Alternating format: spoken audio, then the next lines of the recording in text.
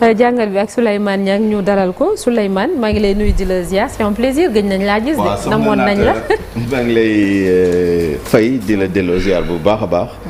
maa leen gënoon namm c'est vrai que ça fait longtemps. donc maa ngi nuyu bu baax Chérif. di nuyu Diaw ba Fara. di ko nuyu bu baax a baax El Hadj Malick bi fi nekkoon toute l'équipe technique bi nekk ci régie bi ak suñu mbokk téléspectateurs. merci beaucoup merci Souleymane. ah gannaaw dégguma ko rek baax na amul problème. merci Souleymane jërëjëf. nag maa sosal ba ñëpp xam ne ci sosal mu nga dëgg. baal naa ko te dégguma lu mu wax. alors billaay moom rek la. Souleymane alors benn sujet boo xam ne wax nañ ci semaine bi yëpp daanaka.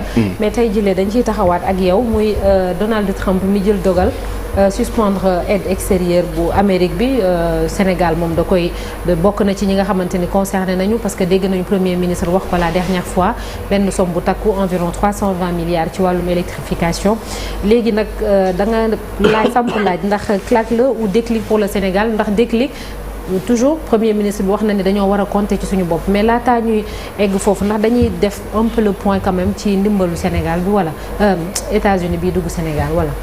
waaw xëy na mën nañu ci wax dara. parce que premier ministre mu si wax pàcc rek la. oui parce que USAID en particulier boo ko jëlee nu muy jëflante ak Sénégal da koy jaarale ci ay yoon yu bëri am na benn yoon boo xam ne moom mooy gouvernement to gouvernement.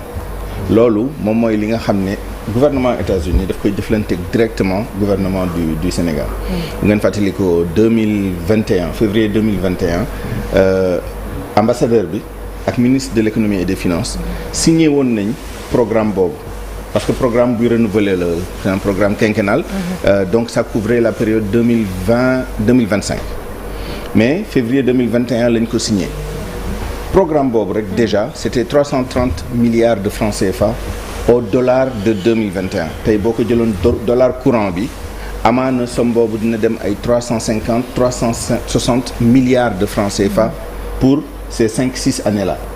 2021 ba 2025 c'est à peu près disons 4-5 ans. 5 ans. alors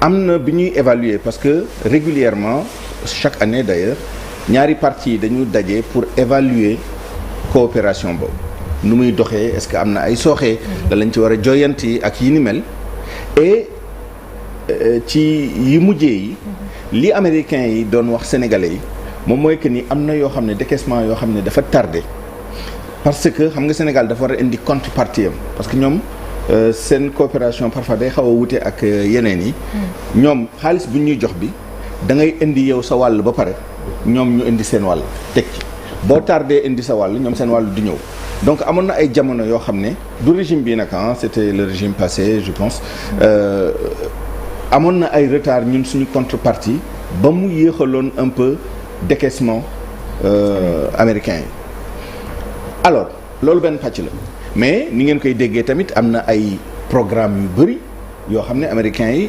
notamment l'USAID dañ koy financer yi jëm ci éducation ministre des finances de l'éducation d'ailleurs nationale wax na ko l'autre jour parce que li ñuy def ci kàllaama réew mi pour ñu dugal ko ci primaire bi xale yi di ci jàng une bonne partie USAID moom moo ko doon financer premier programme bi c'était lecture pour tous après lañ ko changer tour bi tuuti mais c'est le même programme qui se poursuit bu ñu arrêté effectivement ministre bi wax na ko day sooxe programme boobu parce que financement bi du teew entrepreneuriat des jeunes et des femmes am na benn programme spécifique boo xam ne loolu lay dox naatal mbay Feed the Future Feed the Future un peu partout au Sénégal en particulier au sud du Sénégal santé maternelle notamment ay yu bëri daal yoo xam ne USAID def ciy jaar d'ailleurs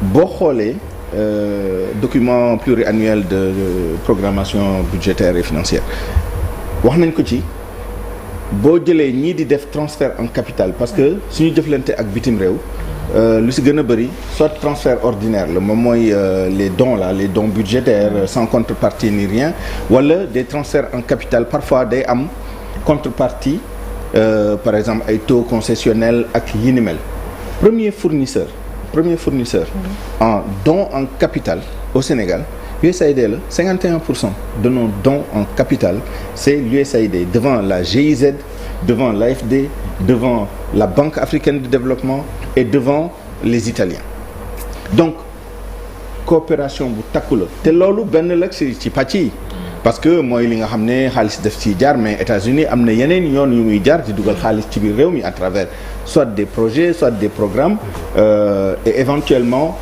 des dons budgétaires à l'État du Sénégal mais boo bëggee am une vision plus globale da ngay intégrer aussi yeneen dimension les programmes des présidents américains sur le paludisme sida ak yi ni mel mais n'oublions pas l'AGOA AGOA même bu dee du xaalis bu ñuy jox réew mi facilité la bu ñuy defal un certain nombre de pays africains pas seulement africains d'ailleurs si africains mais pas seulement les pays de l'Afrique de l'Ouest c'est tout le continent AGOA il y avait une quarantaine de pays 39 je pense et une bonne partie yoo xam ne Afrique de l'Ouest presque 15 pays mais AGOA bi dafa nar a jeex ci at bi on a vers septembre dañ ko war a renouveler ou pas mais comme c'est parti là le président américain a été très clair non seulement dafa ne nañu arrêter nañu suspendre pendant 3 mois et c'est ça peut-être le bon côté de la chose c'est une suspension et ñu ngi yëg ni biir États-Unis am na ab jéngu bu ndaw bu commencé ci Sénat bi waaye tamit ci yeneen pàcc ci société bi commencé quand même di contester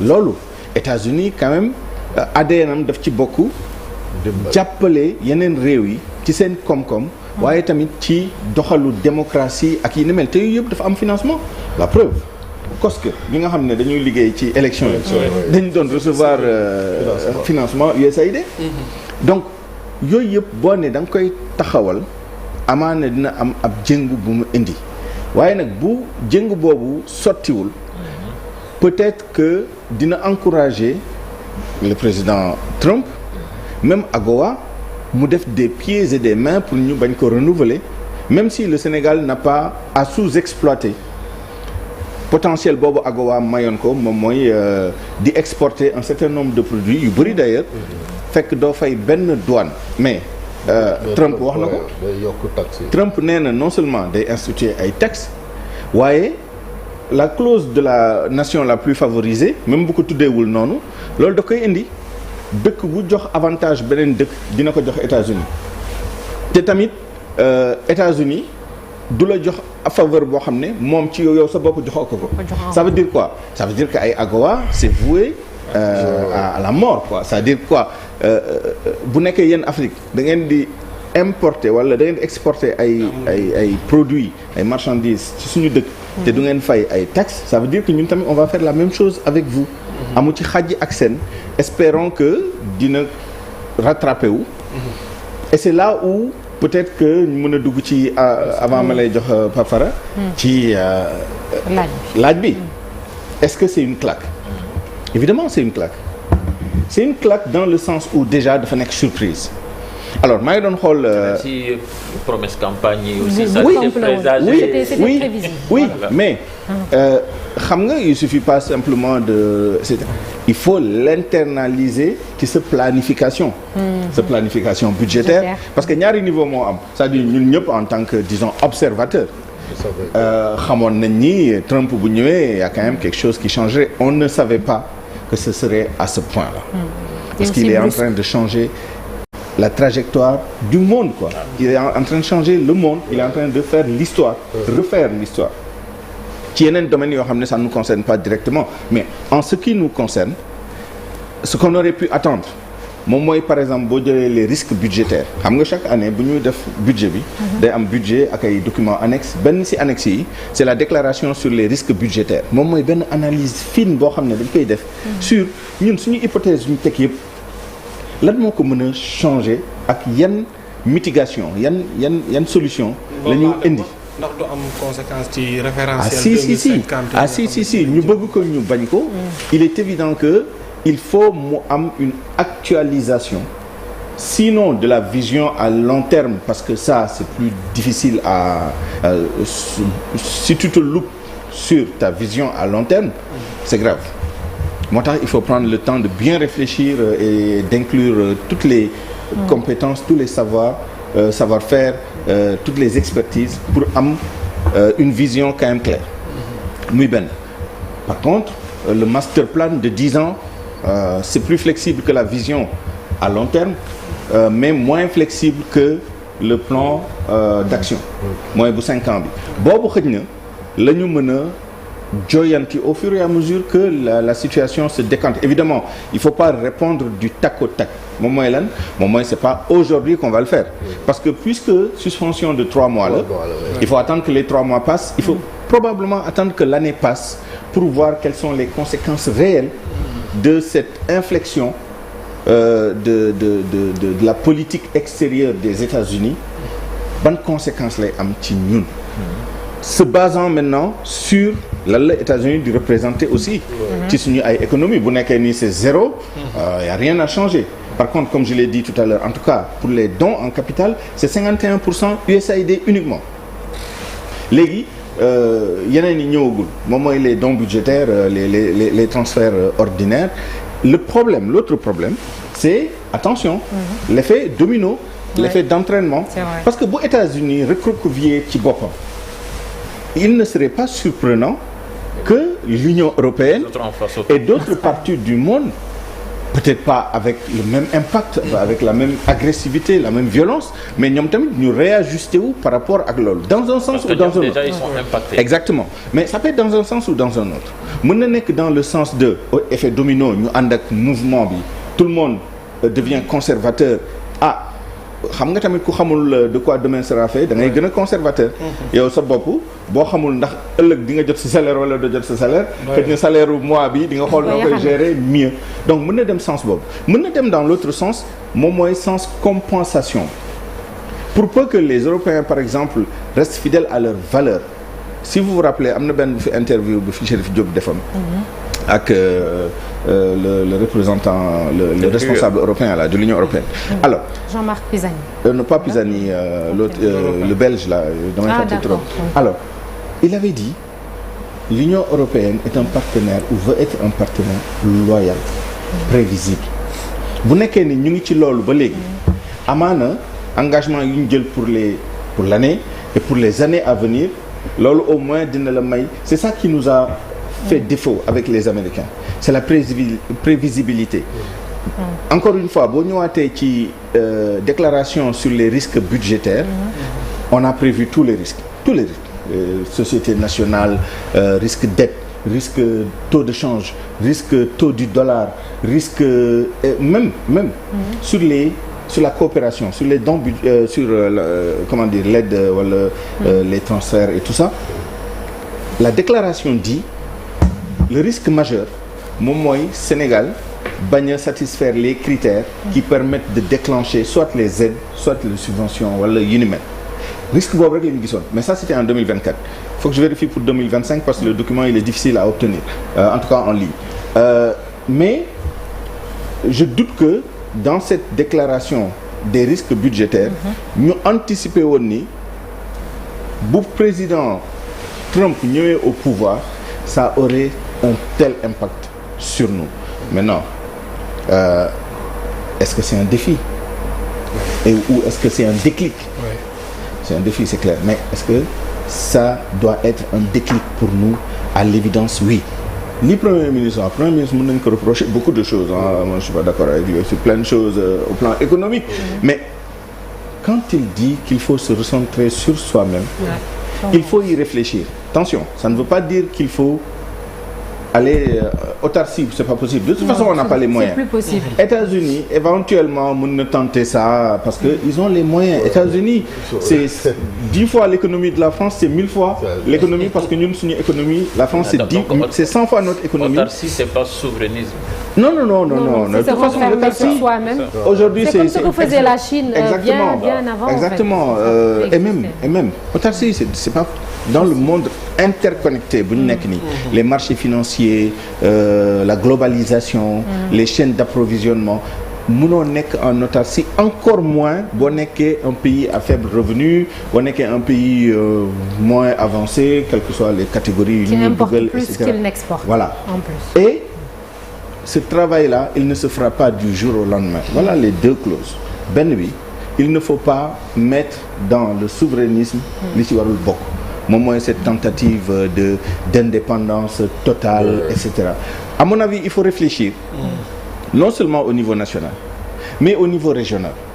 Et malheureusement, au moment où tout le monde se serre les coudes, en Europe, en Asie, dans le monde arabe, au Moyen-Orient, dans l'extrême-orient, les gens essaient de voir, et même au plan global, avec les BRICS et tout, là, nous, en Afrique de l'Ouest, nous disloquons, alors que c'est l'inverse qui devrait se faire, en tout cas, dans la rationalité économique, j'allais même dire politico-économique. Mais économiquement parlant, simplement.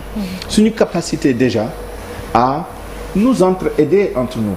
Et ça, on ne le regarde pas suffisamment. On a quand même quelques puissances économiques dans la sous-région. Mais au moment où se disperse, on se disperse, alors que on devrait ñu boole suñu doole, boole suñu xel ak suñu xalaat, boole suñu solidarité, comme c'est de coutume ci suñu société africaine yi ñu xool. Bon, je fais pas de sentimentalisme, mais c'est quelque chose qui peut être intégré. Les grands blocs, Union européenne. Qu'est-ce qui se passe?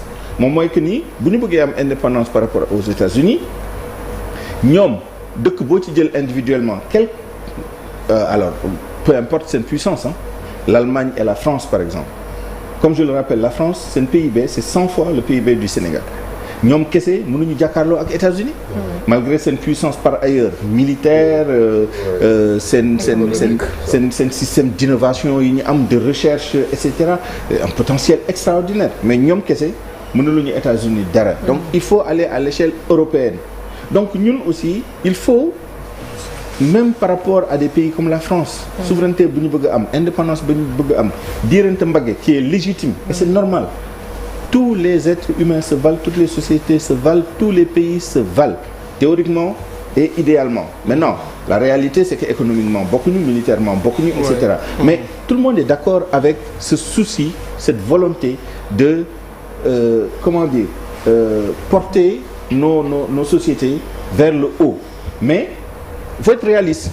Réalisme mooy lan moom mooy face à ce qui est en train de se passer, même si par ailleurs balaa ma koy fàtte, il peut y avoir des systèmes de compensation, mais chat échaudé, moi je dis pas craindre l'eau froide, doit craindre l'eau froide. Mooy lan moom mooy que ni li ñu dal ci États-Unis mën nañu dal ci Chine, mën nañu dal ci Arabie Saoudite. Aujourd'hui, j'entends que nos autorités mettent en place des structures pour explorer les potentiels avec les pays arabes, les pays d'Asie, etc. Dans un sens, c'est positif. Moi, là, que il faut nous stratégiquement nous diversifier sur nos partenariats. Ça, dans ce sens-là, c'est bien. Mais là où je suis pas d'accord, moi, déshabiller Paul pour habiller Pierre. moom mooy fii doxatul wala fii d'accord ñu wala idéologiquement ñun kii et cetera. On pense que parce que c'est le monde arabo-musulman am na lu ñu bokk ci diine am nañu xaalis am nañu pétrole ñun tam am nañu pétrole et cetera. C'est pas ça. Ku nekk sa intérêt ngay xool. Faut voir avec la il faut que le Sénégal reprenne sa place en Afrique de l'Ouest et pas à travers des gesticulations. Ce que j'appelle gesticulations mooy li ngay dégg tey honnêtement ces bons offices-là pour retenir les pays de l'AES, ce cadeau empoisonné qu'on a donné au Sénégal et qui nous a ridiculisés aux yeux de la sous-région. Cette tentative un peu vaine là sur la RDC, appel etc., qui nous a donné le mandat. Concentrons-nous sur ñun nan la ñu repositionné woo. Évidemment, les souverainetés yu ñu recherché, on a des atouts. L'autre jour, je suis tombé sur un superbe reportage de CNN sur le vaccinopole de Diamniadio avec l'Institut Pasteur. Voilà un avantage comparatif, c'est-à-dire Sénégal boo amee lenn loo xam ne mën na fëgg dënnam ne lii ñun dañ ci am légitimité historique, am ci ay avantages comparatifs compétitifs, am ci expérience, am ci expertise, am ci avance. Même si l'Afrique du Sud essaie de nous rattraper et d'autres pays comme le Kenya, etc. C'est le domaine du vaccin. alors que la demande est énorme. 300 millions de doses par an sur des vaccins yoo xam ne les grandes firmes internationales ça ne les intéresse pas. Donc on a un marché captif boo xam ne mën nañ ci investir. Voilà les genres de choses. Mais évidemment, même ça, on est obligé de coopérer. On coopère avec l'Afrique du Sud à travers des financements qui nous viennent malheureusement ou heureusement des États-Unis notamment, Fondation Bill et Melinda Gates, parce que ça aussi c'est d'autres aspects. Heureusement, il restera ça. La Fondation Bill et Melinda Gates, d'autres fondations dont les responsables ont été reçus même par nos nouvelles autorités. C'est pas mal. Il faut de tout pour faire un monde diversifié, mais il ne faut pas lâcher la proie pour l'ombre. On ne peut pas tout faire en même temps. C'est pour ça que les promesses là, ça ne sert à rien. Évidemment, gérer un État, c'est gérer un ensemble. Tu ne peux pas dire damay gérer lii bàyyi la mais mën nga def focus, mën nga allouer des ressources prioritairement à des choses yoo xam ne mën na la indil avantage. Donc, je cite le cas du vaccinopole. Il n'y a pas que ça. Il y a plein d'autres domaines où ce pays-là avait un avantage et on est en train de perdre cet avantage à cause de la politique. Parce que booy def ay nomination yaa ma neex da ngay rey les capacités yi nga développé woon sur la durée pendant des générations. Il y a des secteurs où on a eu un avantage. On a formé des gens qui ont eu une expertise. Il y a eu cette culture de la transmission. Balaa ngay nommer kenn ci société day tarbiyu ba pare pendant 5 ans 10 ans même dans la fonction publique. Si vous vous rappelez bien, on a eu un directeur de la fonction publique avant Souleymane Nasser Niane, c'est Diallo. Il l'a formé pendant 5 ans minimum, parce que man 5 ans yi à la limite j'ai observé. Xaw ma ndax après il y a des années qui se sont mais j'ai été témoin quand il disait que ce jeune là je le forme depuis 5 ans pour mu wutuma. Alors boo jëlee n'importe qui nga Souleymane Niang amul benn expérience dans le pétrole ou le gaz wala dans la haute finance wala dans le phosphate wala je donne des exemples comme ça. Wala même moi amee expertise awma expérience gestion d'une entreprise à plusieurs centaines de milliards, parce que ça aussi c'est important, la poste et d'autres. Qu'est-ce que tu fais? Le port. Qu'est-ce que tu fais? Le port, on avait un avantage, c'est-à-dire dafa am ay métiers yoo xam ne au Sénégal, par exemple le rail, le Sénégal avait un tel avantage avec le Mali, avec des professionnels yoo xam ne pendant des générations transmission bi day am dañ leen di former ci atelier yi. Boo paree à la fin de ta carrière bu la neexee nga dem liggéeyi Chine, mais de politique bancale en politique bancale, de recrutement yaa ma neex en recrutement yaa ma neex, d'injustice en injustice, de brimade en brimade, on a tué des secteurs où on avait véritablement des avantages comparatifs. C'est pas éloigné de notre sujet, parce que c'est la solution. C'est la solution. Sinon, même l'aide qu'on reçoit de l'extérieur, regardez ce qui se passe, Sogepa, Poste, SNL, etc., etc. nga xool seen capital, nga xool seen ressources propres, c'est extraordinaire. Comme CDC aussi, hein? Mais exactement. Les gens sont en train d'affaisser et le peu qu'on absorbe de cette aide-là, et c'est pour ça aussi que c'est discrédité. Moi, je peux comprendre Donald Trump parfois, parce que tu te dis, les États-Unis depuis 1960, USAID, ñu ngi joxe. Pourquoi? Pour des pays où il y a des coups d'État, la malgouvernance, la corruption, je sais pas, manque de transparence, manque de sincérité, affaissement de tout, l'éducation. Et puis les gens racontent n'importe quoi. Il y a quelques années, effectivement, bon, cette histoire de falsification des chiffres là, bon, je veux pas remettre ça sur la table, mais c'est pas que l'économie et les finances. C'est même quand on nous annonçait que le Sénégal, taux d'électrification, aujourd'hui les vrais chiffres sont en train de nous rattraper. Le taux de scolarisation. Taux de scolarisation brute, taux de scolarisation nette et tout, des chiffres faramineux, tout ça pour faire joli, alors que la réalité, c'est aujourd'hui un pays où la citoyenneté est en train de prendre la porte, tout simplement parce que il n'y a pas l'éducation, on n'investit pas suffisamment sur le capital humain, on proclame des choses. Et c'est normal que les bailleurs, à un moment, se disent, mais nous, nous, c'est un puits sans fond. On met de l'argent, ben on va revoir tout ça. Et c'est ce que les États-Unis ont décidé de faire. Peut-être que d'autres vont le faire. C'est-à-dire, regardez, ñun li ñuy def lii ban njeexital la am non seulement pour société yi ñu koy defali mais aussi pour ñun ñi nga xam ne les ressources sont rares. Bon, il y a beaucoup d'argent dans le monde, hein. Quand je dis les ressources sont rares, moom mooy que ni mën na dugg feneen. Chaque pays a ses propres problèmes. Aux États-Unis, il y a le problème de la drogue, du chômage dans certaines communautés, etc., etc. C'est normal que les gens s'arrêtent et c'est à nous d'être responsables. Donc attention, et je conclue avec ça. Oui. C'est pas que d'être souverain, c'est d'être responsable aussi. Et être responsable, c'est quoi? Mieux utiliser les ressources. Yi nga xam ne ñun ñëpp ñoo ko bokk, les deniers publics.